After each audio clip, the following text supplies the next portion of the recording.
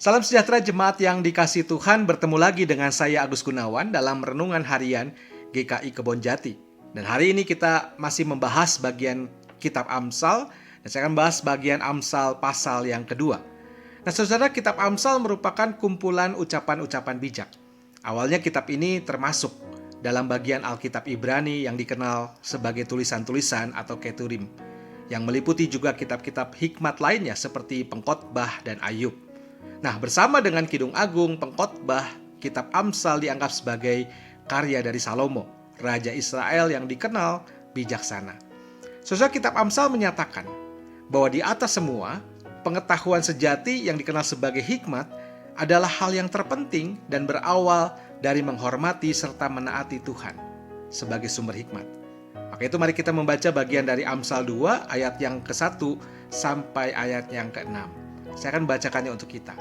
Hai anakku, jikalau engkau menerima perkataanku dan menyimpan perintahku di dalam hatimu, sehingga telingamu memperhatikan hikmat dan engkau mencenderungkan hatimu kepada kepandaian, ya, jikalau engkau berseru kepada pengertian dan menunjukkan suaramu kepada kepandaian, jikalau engkau mencarinya seperti mencari perak dan mengejarnya seperti mengejar harta terpendam, maka engkau akan memperoleh pengertian tentang takut akan Tuhan dan mendapatkan pengenalan akan Allah.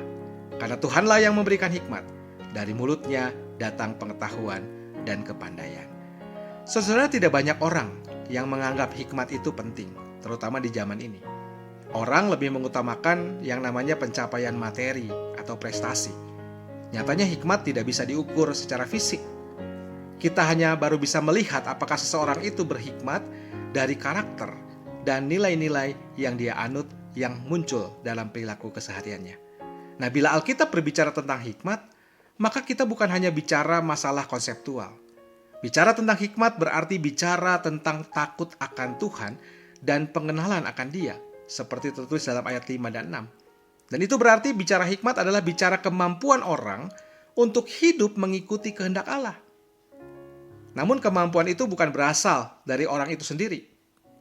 Karena sumber hikmat, sekali lagi, ialah Tuhan di ayat ke-6. Hikmat itulah yang mewarnai hidup dan menolong orang untuk menjalani hari-harinya di ayat ke-7 dan ke-9. Sebab itu orang harus merespon hikmat secara tepat. Orang harus menerima perkataannya, menyimpan perintahnya, serta memperhatikan dan mencenderungkan hati kepada hikmat di ayat 1 dan kedua. Di sisi lain, hikmat tidak selalu mudah didapat.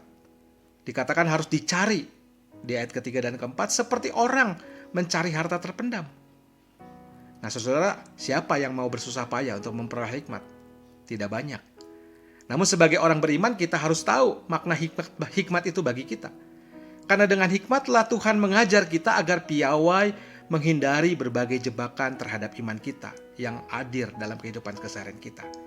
Dengan hikmatlah Tuhan mempersenjatai kita untuk melawan aneka jerat dosa yang mencoba untuk menjerat kita. Dan satu-satunya cara agar kita bisa memiliki hikmat, sekali lagi, adalah melalui persekutuan kita dengan Tuhan secara pribadi hari demi hari. Nah, melalui pembacaan Alkitab setiap hari, Tuhan akan mendidik kita agar menjadi pribadi yang bijak dan mengalami berkat yang tersedia bagi orang-orang yang mencarinya dan mengejar hikmat tersebut. Melalui Alkitablah Tuhan menyatakan dirinya kepada kita. Hanya Alkitab yang menjadi buku pegangan kita untuk tahu bagaimana kita harus hidup. Bahkan lebih dari itu, hikmat memberi kepada yang memilikinya lebih banyak kekuatan daripada 10 penguasa dalam kota. Saudara bisa membaca dalam Pengkhotbah 7 ayat 19.